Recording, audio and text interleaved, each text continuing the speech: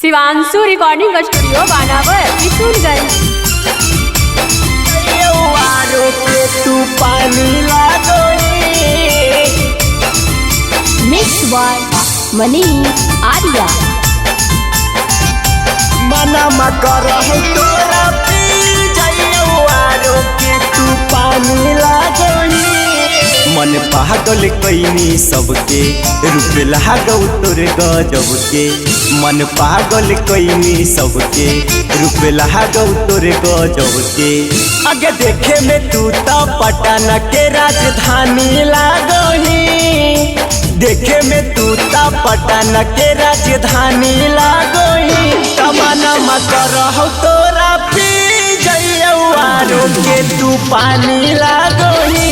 मना मकर तोरा पी जाइयो के तू पानी लागोही। के तू पानी लागोही।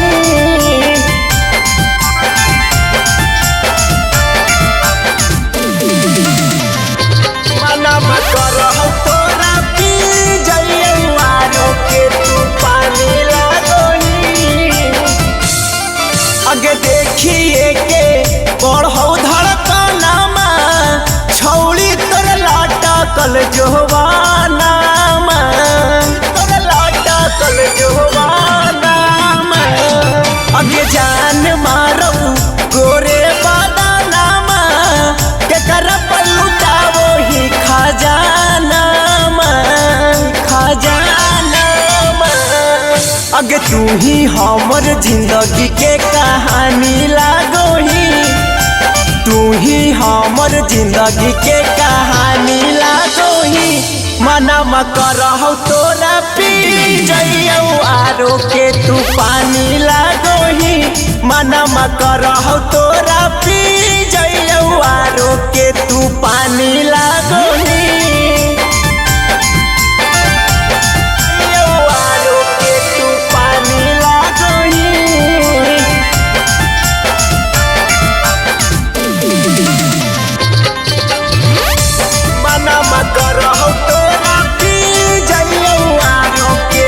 पानी लागोही।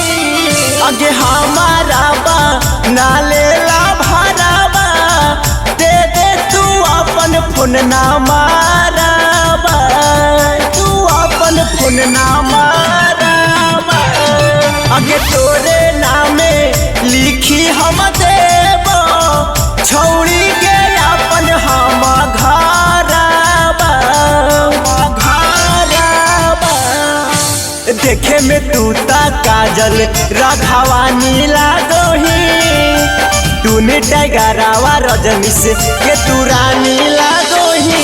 तमन्ना मकर तोरा पी जाइयो के तू पानी लागोही।